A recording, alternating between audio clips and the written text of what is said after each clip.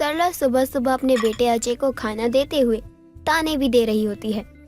तू मुझे आज बता ही दे कि तुझे शादी करनी है या नहीं। मैं तेरे लिए खामखा रिश्ते देख रही हूँ और तू इतना बड़ा बिजनेसमैन हो रहा है कि मेहमान यहाँ बैठे हुए हैं और तू आता ही नहीं है। घंटों तेरे इंतजार में लड़की बैठी रहती है और जाते हो मुझे कल को कह गए कि आपकी बेटी की शादी अब हो ही नहीं सकती। मम्मी, आप मुझे पहले ये बता दो कि आप मुझे ताना देकर पेट भरना चाहती हो या खाना देकर? एक साथ तो दोनों हजम नहीं होगा। अरे रे नालायक, थोड़ी तो शर्म कर ले। आज अगर तेरा बाप होता ना तो तुझे बताता। तू तो मेरे हाथों से निकल ही चुका है। मम्मी देखो, कुछ समय और दे दो, एक अच्छी सी नौकरी मिल जाए, उसके बाद जिससे मन हो करवा देना शादी। हाँ, मैं भी देखती हूँ कि तुझ जैसे नालायक को काम कौन देता है और कब तू शादी करता है। अब तो तेरे लिए कोई रिश्ता भी आएगा ना तो मैं तो साफ साफ कह दूंगी कि मेरे नालायक बेटे को अगर आप अपनी बेटी दे रहे हो तो ये आपकी जिम्मेदारी है, मेरी नहीं। हाँ ठीक है, आप उनसे यही कहना। अभी मैं जा रहा हूँ अपने दोस्त के घर। आज तक मैंने तेरे इस दोस्त को तो नहीं देखा जिससे तू जोरू की तरह मिलने जाता है। कहीं तेरा किसी लड़की के साथ चक्कर तो नहीं चल रहा ना? माँ, आपको अपने बेटे पे यकीन नहीं है? अगर नहीं है तो ठीक है, लेकिन मैं अपने पिता का नाम मिट्टी में मिलने नहीं दूंगा। मुझे अच्छे से पता है, ऐसी बात करने वाले ही 5 बच्चों की माँ को दिल दे देते हैं। अगर ऐसा हुआ तो तू सोच ले, मैं तुम दोनों का क्रियाक्रम एक साथ ही करूँगी। अजय को तो अपनी माँ के ताने सुनने की आदत हो चुकी थी और सरला को अपने बेटे को सुनाने की, क्योंकि अजय कोई भी काम नहीं करना चाहता था। पूरे दिन घूमना और भूख लगने पर घर आकर खाना खाना, बस उसका यही काम था। सरला अपने नसीब को कोसते हुए काम कर रही होती है। तभी उसकी पड़ोसन विमला का वहाँ आना होता है। अरे ना जाने कौन से बुरे कर्म किए थे मैंने जो ऐसी नालायक औलाद मेरे नसीब में लिखी है। एक जिम्मेदारी को नहीं समझता है ये लड़का। पूरे दिन बस घूमता रहता है और खाता रहता है। ऐसे में कौन ही अपनी बेटी देगा इसको। अरे सरला, क्या हो गया? इतना गुस्से में क्यों है? कोई बात हुई है क्या? अरे विमला, तू कब आई? मैंने तो तुझे देखा ही नहीं आते। तू तो जानती है ना मेरे नालायक बेटे के बारे में। ना तो वो शादी करना चाहता है और ना ही कोई काम ढूंढ रहा है। अरे सरला, मैं तेरा दुख समझ सकती हूँ। तू भी अपने बेटों से बहुत परेशान है और मेरा बेटा तो रात के 10-11 बजे से पहले घर ही नहीं आता और आजकल तो वो पीकर भी आने लगा है। ना जाने कैसी संगत में पड़ गया है वो। अरे विमला, बस एक यही पाप तो अभी तक मेरे बेटे ने नहीं किया, लेकिन मैं तुझे बता रही हूँ वो इसे भी करके मुझे दुख देगा। सरला, मेरा तो मन हो रहा है सब छोड़ छाड़ कर यहाँ से चली जाऊँ। बहुत परेशान हो गई हूँ। अरे जाने दे, ये तो सुधरने से रहे। बस मैं तो इन्हें समझा ही सकती हूँ। जिस दिन मरूंगी ना उस दिन इसे समझ आ जाएगा कि माँ सही कह रही थी। अच्छा तू मुझे ये बता, शाम में बाजार चलेगी मेरे साथ? हाँ, मैं भी तुझे यही कहने आई थी, शाम को बाजार चलेंगे। अब सरला अपने कामों में लग जाती है और विमला भी वहाँ से चली जाती है। अब देर शाम सरला और विमला दोनों ही बाजार के लिए निकलते हैं और रास्ते में चलते हुए बातें भी कर रहे होते हैं। तुझे पता है सरला, कांता का बेटा एक लड़की को भगा कर लाया था और लोग तो कह रहे थे कि वो लड़की भी मुस्लिम थी। कांता ने तो अपने बेटे को मारा भी था, लेकिन लड़की का भाई और बाप भी आकर उस लड़के को पीट कर गए हैं। अरे हाँ, मैं तो पूछना ही भूल गई तुझसे। अरे घर का ही इतना काम हो जाता है कि घर से निकल ही नहीं पाती हूँ। और एक मेरा नालायक बेटा, उसके कारण तो मैं इतनी टेंशन में रहती हूँ। अरे बहुत लड़ाई झगड़े हुए, बहुत। रात का समय था तो मुझे आवाज आई तो मैं भी उठ गई। अरे एक मिनट सरला, वो तेरा ही बेटा है क्या? अरे कहाँ है वो नालायक? मुझे तो कहीं नहीं दिख रहा। लगता है इस नालायक के लिए रोते रोते आंखें भी खराब हो गई हैं मेरी। अरे ध्यान से देख, तेरे बेटे के साथ एक बुरखे वाली लड़की है और वो उसका हाथ पकड़े हुए है। हाँ, तुझे लेकर चलती हूँ। मुझे तो लग रहा है तेरे बेटे का किसी मुस्लिम लड़की से चक्कर चल रहा है। अरे सरला, वो तो हमें देखकर भागे जा रहे हैं। विमला और सरला बाजार में अजय और उस बुरके वाली लड़की को ढूंढने लग जाते हैं, लेकिन उन्हें अजय और वो लड़की कहीं नहीं मिलते। अब विमला और सरला सब्जियां लेकर घर आने लगती हैं। विमला, मैंने तो अजय को देखा ही नहीं, लेकिन तू सच कह रही है ना? तूने मेरे अजय को देखा था ना, लेकिन वो बुरके वाली लड़की के साथ कर क्या रहा था? अरे तेरे सर की कसम, वो तेरा ही बेटा था।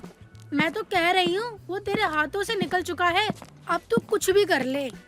आज आने दे इसे घर। इसे मैंने भी ना घर से बाहर निकाला ना तो मेरा नाम भी सरला नहीं। अब सरला घर पहुंचती है तो वो देखती है उसका घर खुला हुआ है। विमला भी साथ में सरला के घर आती है और देखती है कि अजय तो घर में ही है। अजय, तू अभी किसके साथ बाजार में था?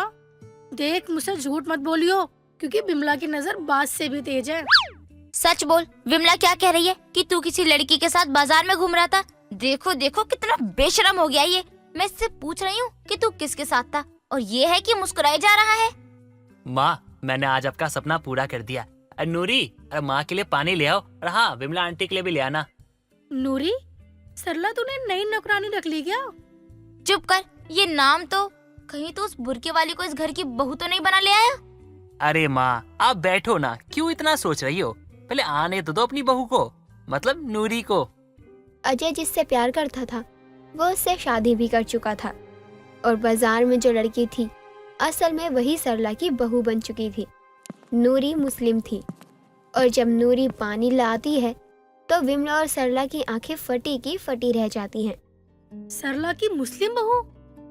क्या हो गया? सत्यानाश! अरे दूर हट, मैं तेरे हाथों का पानी भी ना पीऊं? अरे विमला, मुझे मेरे कमरे तक छोड़ा, वरना मैं तो यहीं मर जाऊंगी। इस कुलक्षणी के चक्कर में ये शादी नहीं कर रहा था, अब ये घर घर नहीं रहा। विमला, मैं तो लुट गई, बर्बाद हो गई। माँ, नूरी से मैं प्यार करता हूँ और उसके बिना रह नहीं सकता, जी नहीं सकता। माँ, और प्यार किया तो निभाना तो था ही ना। तू इसके बिना नहीं रह सकता था, लेकिन अब तो अपनी माँ को खोकर माँ के बिना रहेगा। तूने मेरे मरने का उपाय कर दिया। राम राम, हे शिव, ये मेरे बेटे ने क्या अनर्थ कर दिया। माँ चलो, मैं आपको आपके कमरे में छोड़ आता हूँ। तू तो मुझे छू ही मत। तूने तो मेरा धर्म ही भ्रष्ट कर दिया।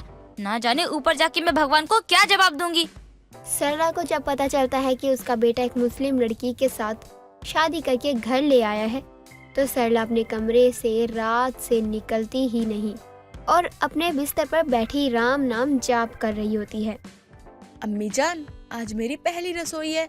हम खाने में क्या बनाएं आपके लिए? माँ, नूरी आपसे कुछ कह रही है। खाने में क्या बनेगा बता दो। दोनों के दोनों मेरे कमरे से बाहर जाओ और इसे तू कह दे, ना ये मेरी बहू है और ना मैं इसे कभी बहू के रूप में स्वीकार करूंगी।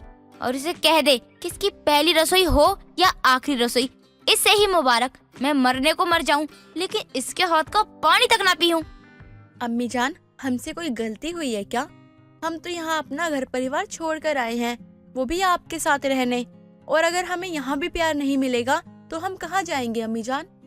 पहली बात तो ये, तू मुझे अम्मी जान बोलना बंद कर। ये तू तब सोचती ना जब तुझे इस नालायक के साथ भागने का फैसला किया था। देख अजय, इसे मुझसे दूर रख, वरना मैं घर छोड़कर चली जाऊंगी। सरला अपनी बहू की पहली रसोई का बना खाना तो क्या, अपनी बहू से ठीक से बात तक नहीं करती है, क्योंकि सरला चाहती थी कि उसके घर में उसकी तरह घर संभालने वाली और पूजा पाठ में ध्यान देने वाली बहू चाहिए। लेकिन उसके बेटे ने तो एक मुस्लिम लड़की से शादी कर ली थी। रेणुका अपने कमरे में एसी चलाकर सो रही होती है, तभी उसकी बहू आरती वहां आती है। उठिए माँ जी, अजय जी आपको नीचे बुला रहे हैं। हाँ बहू, तू चल, मैं आती हूँ। माँ जी, आपने अपने कमरे को पूरा शिमला क्यों बना रखा है? बाहर इतनी ठंडी हो रही है, लोग खिड़की खोलने को तैयार नहीं है, कहीं ठंडी हवा कमरे में ना आ जाए। और एक आप हैं कि एसी चलाकर सो रही हो। मैं क्या करूँ बहू, मुझे बिना एसी चलाए नींद ही नहीं आती है। माँ जी, लोग ठंड में कमरा गर्म रखने के लिए हीटर जलाकर सोते हैं और आप हो कि एसी चला रही हो। बहू, लोगों को गर्म कमरा चाहिए होता है, इसीलिए वो हीटर चलाते हैं, लेकिन मुझे तो ठंडा कमरा चाहिए ना, इसीलिए मैंने एसी चला ली। माँ जी, अगर ऐसी बात है ना तो आज से मैं आपके कमरे के सारे कंबल उठाकर अलमारी में रख दूंगी। लेकिन क्यों बहू, तुझे मेरे कंबलों से क्या दिक्कत है? दिक्कत ये है माँ जी कि आपके कमरे की सफाई करने में मुझे पूरा दिन लग जाता है। जब सामान कम होगा तो कमरा सेट करने में टाइम भी नहीं लगेगा। जा, तू जा यहाँ से, सुबह सुबह मेरा दिमाग खराब कर रही है। हाँ, जा रही हूँ माँ जी। आप कौन सा मेरी सुनने वाली हो, करना तो आपको अपनी मर्जी का ही है। आरती इतना कहकर कमरे से चली जाती है और रसोई के कामों में लग जाती है। तभी अजय उसके पास आता है। तुमने माँ को जगाया या नहीं? मुझे देर हो रही है। माँ से बात करने के बाद मुझे ऑफिस जाना है। जी हाँ, जगा दिया। जब तक आप नाश्ता करोगे ना, आ जाएंगी वो भी। ठीक है, तो मेरे लिए नाश्ता लेकर बाहर आ जाओ। जी बस अभी लेकर आती हूँ। ये लीजिए आप अपना नाश्ता। Thank you. अब दोबारा जाओ, माँ को देख के आओ। मैं कहीं नहीं जाने वाली हूँ, आती ही होंगी। आपको हर चीज में जल्दी रहती है। आपसे एक बात पूछूं, गुस्सा तो नहीं करोगे ना? नहीं करूँगा। बोलो, क्या पूछना है? आप माँ जी को ठंड में एसी चलाकर सोने से मना क्यों नहीं करते हो? चुपचाप बैठकर देखते रहते हो बस। तुम्हें अभी माँ का पता नहीं है। अगर मैंने उन्हें किसी भी चीज के लिए रोक दिया तो वो मेरे पीछे पड़ जाएंगी। बोलेंगी अब तुझसे मेरा आराम और खुशी नहीं देखी जा रही। तो उनसे कुछ बोलकर कौन घर की शांति भंग करेगा? हे भगवान, आज तक मैंने अपने पति जैसा कोई लड़का नहीं देखा जो अपनी माँ से इतना डरता है कि उनकी भलाई की चीजें भी उन्हें नहीं बोल सकता है। क्या हुआ? तुम क्या सोचने लगी? कुछ नहीं, आप खाइए। आरती और अजय आपस में बात कर ही रहे होते हैं, तभी वहाँ रेणुका आ जाती है। हाँ बेटा बोल, क्यों बुला रहा था मुझे? माँ, मैं आपसे सिर्फ ये पूछना चाहता था कि सुमन के ससुराल में क्या क्या भिजवाना है, वरना बाद में एक एक करके और सामान बताओगी। बेटा बता ना क्या है। तू कहे तो मैं तेरे साथ चल लेती हूँ, उसी बहाने थोड़ा चल भी लूंगी और शॉपिंग भी हो जाएगी। माँ, अगर मेरे साथ शॉपिंग गई तो जो 1 घंटे का काम है उसमें वो पूरा दिन लगा देंगी। बता चलूं तेरे साथ या नहीं? क्या सोचने लगा तू? कुछ नहीं माँ, बस यहीं बाहर बहुत ठंड हो रही है, बेवजह आप परेशान होंगी। अजय जी, आप भी कैसी बातें कर रहे हो? मेरी सास ठंड में एसी चलाकर सोने वाली सास है, उन्हें कहाँ ठंड लगती है? क्यों माँ जी, सही बोला ना मैंने? बहू आजकल तू कुछ ज्यादा ही बोलने लगी है, अपनी जुबान पर लगाम दे। मेरा बेटा सही कह रहा है, मैं बेवजह क्यों ठंड में जाऊं? अब मेरा बेटा अकेले सब कुछ कर सकता है। जा जाकर कॉपी पेन लेकर आ, मुझे अजय को सामान की लिस्ट बनाकर देनी है। आरती अपने कमरे में जाती है और कॉपी पेन लेकर हॉल में आती है, जिसके बाद रेणुका लिस्ट बनाकर अपने बेटे को दे देती है। थोड़ी देर बाद अजय ऑफिस चला जाता है और शाम को आते समय सारा सामान लेकर आता है और आरती को देते हुए बोलता है, माँ कहाँ है? माँ जी अपने कमरे में आराम से बैठी हैं और नैना जी से बातें कर रही हैं। ठीक नहीं, एक काम करते हैं, हम भी वहाँ चलते हैं और सारा सामान चेक करते हैं। हाँ चलिए ना, वैसे भी मेरा सारा काम हो गया है। ओके, चलो चलो, माँ खुश हो जाएंगी। मैं कितनी जल्दी सारा सामान लेकर आ गया। वहीं अगर माँ को लेकर जाता तो रात के 10 बज जाते। अब बस भी करिए, माँ जी के सामने तो आपकी आवाज नहीं निकलती है और पीठ पीछे कितनी बुराई करते हो आप। तुम मुझे ताना मार रही हो? अब कुछ नहीं बोलूंगा तुमसे। अरे आप तो गुस्सा हो गए, मैं तो मजाक कर रही थी। चलिए माँ जी के पास। आरती और अजय सारा सामान लेकर रेणुका के कमरे में जाते हैं। उसके दरवाजे का गेट खोलते ही दोनों ठंड से कांपने लगते हैं और एसी बंद कर देते हैं। तभी रेणुका फोन रखकर बोलती है, तुम लोगों ने एसी क्यों बंद की? कितना मजा आ रहा था, पूरा कमरा मस्त ठंडा था। माँ जी देखिए, हम आपके कोई दुश्मन नहीं है। इतनी ठंड में एसी चलाकर सोओगी तो आपकी तबीयत तो खराब हो ही जाएगी ना। मुझे कुछ नहीं होगा। माँ जी वो तो आपकी खांसी से ही पता चल रहा है कि आपको कुछ होगा या नहीं। तुम लोग मुझे ये समझाने आए हो यहाँ पर? नहीं माँ, हम तो आपको ये सामान दिखाने आए थे। आपने जो जो मंगवाया था वो सब लेकर आया हूँ। तू तो मेरा अच्छा बेटा है, बस कल अपनी बहन को लेने के लिए स्टेशन पर चले जाइयो। क्यों माँ, आप नहीं चलेंगी? नहीं बेटा, मैं नहीं जाऊंगी, बाहर बहुत ठंड है। माँ, कमरे में ही चलाकर बैठने में आपको ठंड नहीं लग रही है और बाहर जाने को कहो तो उसमें ठंड लग रही है। मुझे तो आपका कुछ समझ ही नहीं आता। क्या बोला बेटा तूने मुझे? कुछ नहीं माँ, मैंने आपको कुछ नहीं बोला, मैं चला जाऊंगा। थोड़ी देर बाद अजय और आरती रेणुका के कमरे से बाहर आ जाते हैं और अजय आरती से बोलता है, जल्दी से एक तेज अदरक वाली चाय बना दो। माँ ने तो कुल्फी जमा दी हमारी। आज नहीं समझेंगी, लेकिन कभी ना कभी तो समझेंगी कि वो सही नहीं कर रही हैं। पता नहीं कब समझेंगी, जब बीमार पड़ जाएंगी तब या जब ठंड से अकड़ आ जाएगी तब। आप रूम में चलिए, मैं आती हूँ चाय लेकर। आरती रसोई में जाती है और 2 कप कड़क अदरक वाली चाय बनाकर रूम में लेकर आती है, जिसको पीकर दोनों को थोड़ी ठंड सी राहत मिलती है। अगले दिन अजय सुबह जल्दी उठकर अपनी बहन को लेने के लिए स्टेशन पहुंच जाता है, जहां उसकी बहन सुमन अपने छोटे से बच्चे के साथ उससे मिलती है। क्या हुआ भैया, माँ नहीं आई? ठंड हो रही है इसलिए वो घर पे सो रही हैं। अगर वो आती खामखा उनको ठंड लग जाती। आखिर में तुम्हें घर ही जाना है, वहाँ तुम्हें सब पता चल ही जाएगा। सही कहा भैया आपने। अरे आइए ननद जी, मैं कब से आपका इंतजार कर रही थी। और बताओ कैसी हो आप? मैं ठीक हूँ, आप बताओ भाभी आप कैसे हो? मैं तो बिल्कुल ठीक हूँ। अब बताइए आप जल्दी से क्या खाएंगी? मैं सब कुछ आपकी पसंद का ही बनाऊंगी। भाभी आपके हाथों की तो सारी चीजें अच्छी लगती हैं। आप जो भी बनाओगी मैं सब खा लूंगी। सुमन अपने घर पहुंचकर बहुत खुश थी। वो एक एक करके अपने सभी घर वालों से मिलती है। सभी उसके बच्चे को बहुत प्यार करते हैं। छोटे बच्चे के घर में आने से बहुत रौनक हो जाती है। एक दिन सुमन अपने बच्चे को लेकर अपनी माँ के कमरे में लेटी होती है। तभी रेणुका वहाँ आती है और एसी चालू कर देती है और अपने ऊपर बहुत सारे कंबल डालकर आराम से सो जाती है। कमरा ज्यादा ठंडा होने पर सुमन की आँख खुल जाती है। माँ आप ठीक तो हैं? बाहर इतना ठंडा मौसम है और आप हैं कि एसी चलाकर सो रही हैं। मुन्ना को ठंड लग जाएगी और उसकी तबीयत भी खराब हो जाएगी। अरे बेटा नहीं होगा, देख मैंने ऊपर से कितने सारे कंबल डाले हैं। मुन्ना को भी कंबल के अंदर ले लूंगी। माँ मुन्ने की आदत नहीं है, वो रात में कंबल फेंक देता है। और अगर आपको एसी चलानी है तो मैं मुन्ने को लेकर यहाँ से जा रही हूँ। नहीं नहीं, तुम दोनों मेरे साथ ही लेटो, मैं एसी बंद कर दूंगी। रेणुका सुमन को दिखाने के लिए एसी बंद कर देती है, लेकिन उसके सोते ही वो एसी ऑन कर देती है और मुन्ने को कंबल से ढक देती है। लेकिन देर रात कंबल हट जाता है और मुन्ना पूरी रात ठंड में पड़ा रहता है, जिससे सुबह उसकी बहुत तबीयत खराब हो जाती है और उसका पूरा शरीर ठंडा पड़ जाता है। जिस पर सुमन बोलती है, माँ अगर मेरे बेटे को कुछ हुआ ना तो मैं आपको कभी माफ नहीं करूँगी। मैंने कहा था आपसे कि आप एसी मत चलाना, लेकिन आपने मेरी नहीं सुनी। ऐसा भी क्या एसी का शौक कि उसकी आदत के चलते किसी की जान पे बनाए। मुन्ने का हाल तो बुरा हुआ ही है ननद जी। इनकी खांसी भी कभी बंद नहीं होती है। माँ जी एसी चलाकर सोना कभी छोड़ती ही नहीं है। अपनी एक गलत आदत के चलते सबको परेशान देखकर, साथ ही मुन्ने की बिगड़ी हालत को देखकर रेणुका को अपनी गलती का बहुत पछतावा होता है और उस दिन के बाद से रेणुका एसी में सोना छोड़ देती है। गुनगुन कोलकाता सिटी में अपने पूरे परिवार के साथ रहा करती थी। गुनगुन के पिता एक स्कूल मास्टर थे और वहीं उनकी माँ गाने की टीचर थी। गुनगुन को झालमुरी खाने का बहुत शौक था।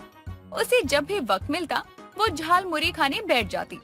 एक शाम गुनगुन झालमुरी बना रही होती है कि तभी उसकी बचपन की दोस्त टिया गुनगुन से मिलने के लिए आती है और उसकी माँ रेशमा से बोलती है, मासी माँ गुनगुन कहाँ है? वो रसोई में झालमुरी बना रही होगी, उसके अलावा कोई काम नहीं है। ठीक है देखती हूँ उसे। वैसे मासी माँ आजकल आप बहुत सुंदर होती जा रही हो। इस सुंदरता का राज मुझे भी बताओ। मस्का कम लगाया कर और जाके देख उस पगली की झालमुरी बनी या नहीं। इतना कहकर टिया भी गुनगुन के पास झालमुरी खाने के लिए चली जाती है। फिर दोनों चटकारे लेकर झालमुरी खा रहे होते हैं कि तभी गुनगुन और टिया की दोस्त दीपा भी वहाँ आ जाती है और तीनों मजे से झालमुरी का मजा लेने लगते हैं कि तभी दीपा गुनगुन से कहती है, गुनगुन तेरे हाथ की झालमुरी बहुत मिस करेंगे हम। हाँ यार मुझे भी बहुत याद आएगी। तू क्यों जा रही है दिल्ली? स्टडी करने पागल लड़की, तू भी चल। फिर वहाँ भी ना हम सब अपना स्पेशल झालमुरी बना के खाएंगे। तू पहले स्टडी कर ले, फिर उसके बाद एक झालमुरी का ठेला खोल लियो, MBA झालमुरी वाले, उसमें बहुत अच्छा फ्यूचर है। दीपा की बात सुनकर तीनों जोर जोर से हंसने लगते हैं और ऐसे ही मजाक मस्ती में पूरा दिन गुजर जाता है। फिर टिया और दीपा भी अपने अपने घर को निकल जाते हैं। ऐसे ही कई दिन बीत जाते हैं। गुनगुन भी अब दिल्ली अपनी स्टडी पूरी करने जा रही थी कि तभी रेशमा बोलती है, गुनगुन मेरी बच्ची अच्छे से मन लगा के पढ़ाई करना। ओफो माँ तुम भी कमाल करती हो, रोना धोना बंद करो। हाँ मासी माँ ये पढ़ लिख कर झालमुरी वाली ही बनेगी, आप चिंता मत करो। बहुत सक्सेसफुल फ्यूचर है इसमें। चुप हो जाओ तुम दोनों, मेरा मजाक बना रही हो। वापस आने दो फिर खबर लेती हूँ। इतना कहकर गुनगुन कार से एयरपोर्ट की तरफ निकल जाती है और कुछ देर बाद दिल्ली पहुंच जाती है। ऐसे ही कुछ दिन बीत जाते हैं। गुनगुन अब कॉलेज भी जाने लगी थी। उसे अब अपने शहर की झालमुरी बहुत याद आती है और वो खुद से कहती है, यार यहाँ तो कहीं भी झालमुरी की शॉप नहीं है, कैसे गुजारा होगा मेरा। मैं बिना झालमुरी के कैसे रहूंगी। गुनगुन सोच ही रही होती है कि तभी पीछे से एक स्वीटी नाम की लड़की उससे टकरा जाती है। स्वीटी एक बहुत बड़बोली लड़की होती है जिसे बात करना बहुत पसंद था। तभी वो गुनगुन को उदास देखकर उससे बोलती है। क्या हुआ? आप इतना सैड क्यों हो? कोई दिक्कत परेशानी? अगर कोई परेशानी होती है तो मुझे जरूर याद करे, मेरे पास हर दर्द का इलाज है। मुझे झाल मुरी खानी है। कब? अब। एक बात बताइए मिस, चलो कोई भी हो आप, मेरा नाम स्वीटी है और आपका नाम? गुनगुन। हाँ तो गुनगुनाओ, मैंने कब रोका है? जितना मर्जी गुनगुनाओ, कोई दिक्कत परेशानी नहीं है। दिक्कत परेशानी नहीं है कह कह के सारी सवाल कर डाले, पर जो सवाल पहले पूछा था मैंने उसका जवाब कब देंगी मिस? दिक्कत परेशानी? ओ सॉरी, हाँ तो आपको क्या खानी थी? झाल मुरी खानी है, बहुत दिन से नहीं खाई और मैं झाल मुरी को ना बहुत मिस कर रही हूँ। ये क्या है? आज पहली बार नाम सुना है मैंने, और नाम इतना अटपटा क्यों है भाई? क्योंकि ये चटपटा होता है ना, इसलिए इसका नाम अटपटा है। इतना कहकर दोनों मार्केट की तरफ चले जाते हैं, पर दोनों को कहीं भी झालमुरी वाला नहीं दिखता। और थोड़ी दूर के बाद स्वीटी एक ठेले से चिप्स खरीदती है और गुनगुन को भी खिलाती है। तभी गुनगुन को एक आइडिया आता है। अरे वाह, ये तो बहुत ही टेस्टी है, थोड़ा और खरीद देते हैं, मैं घर जाकर इसका कुछ बनाऊंगी। क्या? अब इसका क्या ही चटपटा बनाओगी? पहले से है, बस इस चिप्स की जान न निकाल देना। इतना कहकर दोनों कुछ चिप्स के पैकेट और प्याज टमाटर लेकर अपने रूम की तरफ चली जाती है। वहीं स्वीटी गुनगुन को देखकर हैरान हो गई और गुनगुन से बोलती है। एक बात कहूँ गुनगुन तुमको, तुम्हारे सर पर कहीं चोट लगी है क्या? नहीं, मुझे कोई चोट नहीं लगी है, पर तुम ऐसा क्यों पूछ रही हो? अरे तुम चिप्स में प्याज टमाटर डाल के खाने वाली हो। नॉर्मल लोग सब्जी में डाल के खाते हैं, पर शायद तुम नॉर्मल लोगों में नहीं आती हो। हमारे वहाँ ना झालमुरी ऐसे ही बनती है, पर एक बार इसको खा के तो देख, मजा आ जाएगा। फिर यही खाने की जिद करेगी तू हमेशा। बस कर बंगालन, इतनी भी पागल नहीं हूँ मैं जो तेरी अटपटी चीज खाने के पीछे पागल हो जाऊं। गुनगुन हंसती ही जा रही थी। स्वीटी गुनगुन को टमाटर प्याज के साथ चिप्स खाते हुए देखकर हैरान थी। ऐसे ही कुछ दिन और बीत जाते हैं। धीरे धीरे गुनगुन झालमुरी भूलकर प्याज टमाटर वाले चिप्स खाने की दीवानी हो जाती है। और एक दिन गुनगुन की माँ उससे दिल्ली मिलने आती है। उफ, कितनी गर्मी है दिल्ली में, कैसे रहती है तू यहाँ? जैसे कोलकाता में रहती थी। वैसे माँ, दीपा और टिया दोनों कैसी हैं? वो दोनों भी ठीक है। उन दोनों ने तेरे लिए कुछ भेजा है। ये क्या? झालमुरी? रुको, मैं आपको दिल्ली का झालमुरी खिलाती हूँ। इसे खाने के बाद ना आप झालमुरी खाना ही भूल जाएंगी। माँ बेटी बातें कर ही रही थी कि तभी स्वीटी आ जाती है और गुनगुन की माँ रेशमा से बातें करना शुरू कर देती है। नमस्कार आंटी, मुझे इतनी ही बंगाली आती है, आपको बुरा तो नहीं लगा ना? अरे कोई बात नहीं बेटा, तुमने इतना बोल लिया वही काफी है। आंटी, आपको कोई दिक्कत परेशानी तो नहीं हुई ना यहाँ आने में? अगर कोई भी दिक्कत परेशानी हो तो मुझे याद कीजिएगा, मैं हमेशा हाजिर हूँ। गुनगुन, वैसे इस दिक्कत परेशानी का नाम क्या है? अभी तक बताया नहीं इसने। गुनगुन की माँ की बात सुनकर स्वीटी, गुनगुन और रेशमा तीनों हंसने लगते हैं। अब फिर क्या था, गुनगुन चिप्स में प्याज टमाटर मिलाती है और चिप्स में ये सब डालकर खाने लगती है। ऐसे ही कुछ दिन बीत जाते हैं। गुनगुन की माँ रेशमा भी अब वापस कोलकाता अपने घर लौट जाती है। गुनगुन का चिप्स में प्याज टमाटर डालकर खाना कुछ ज्यादा ही हो गया था। अब तो स्वीटी भी परेशान हो जाती है और कहती है, बस कर गुनगुन, कितना चिप्स में प्याज और टमाटर डालकर खाएगी? ज्यादा चिप्स खाएगी तो मोटी हो जाएगी। अभी लड़के भाव देते हैं ना तुझे, देख लेना, मोटी होने के बाद भी कोई तेरे आसपास भी नहीं देखने वाला। चुप कर, मेरे खाने में ऐसे नजर मत डाल। खाना है तो खा, भाषण मत दे। तुझे खाना है तू खा, मुझे नहीं खाना। जब तू टुनटुन मौसी हो जाएगी ना तब पता चलेगा। खाने से मोटी नहीं हो रही, पर हाँ, तेरी तीखी तीखी बातें मुझे जरूर मोटा कर देंगी। इतना कहकर गुनगुन और चिप्स निकालकर उसमें प्याज टमाटर डालकर खाने लगती है। ऐसे ही दिन बीतते हैं। कुछ दिनों बाद जब गुनगुन मार्केट से चिप्स प्याज और टमाटर लेने जाती है तो सब्जी वाले से कहती है, भैया ये टमाटर कैसे दिए? 2 किलो टमाटर 250 में और 1 किलो टमाटर लेंगे तो 150 रुपए लगेंगे। आप बताइए कितना देना है? क्या बात कर रहे हो भैया, 150 रुपए में 1 किलो? इतना महंगा टमाटर? बाप रे, ये टमाटर है क्या सोना? इतना महंगा क्यों बता रहे हो? अरे लेना है तो लीजिए, ज्यादा मोल भाव मत कीजिए हमरे साथ, ठीक है? बिक्री के टाइम पे पता नहीं कहाँ कहाँ से चले आते हैं। चलो निकलो यहाँ से। अरे लगा गई पनौती, कुछ लेना देना होता नहीं है इनको, बस नौटंकी करवा लो इनसे। बढ़िया ही टमाटर खरीदने वाली। ये सुनकर गुनगुन को बहुत बुरा लगता है और वो दूसरी तरफ सब्जी लेने चली जाती है। पर हर तरफ टमाटर इतना महंगा होने के कारण गुनगुन उदास हो जाती है कि तभी दूर स्वीटी उसे जाते हुए नजर आती है और गुनगुन जल्दी से स्वीटी के पास पहुंच जाती। स्वीटी रुक जा थोड़ा यार, आराम से सांस तो ले ले।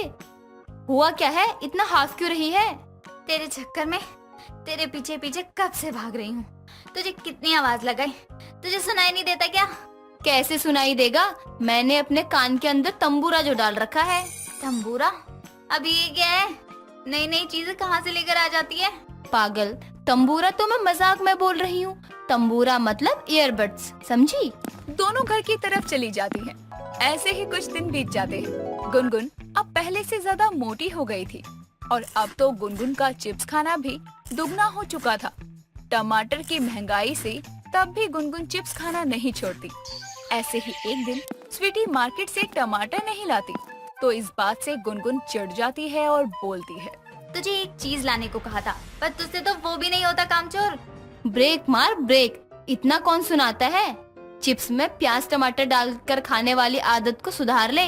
और हाँ, टमाटर महंगा हो गया है, अगर तूने ये आदत नहीं छोड़ी तो तेरी लुटिया टमाटर के पीछे लूट जाएगी।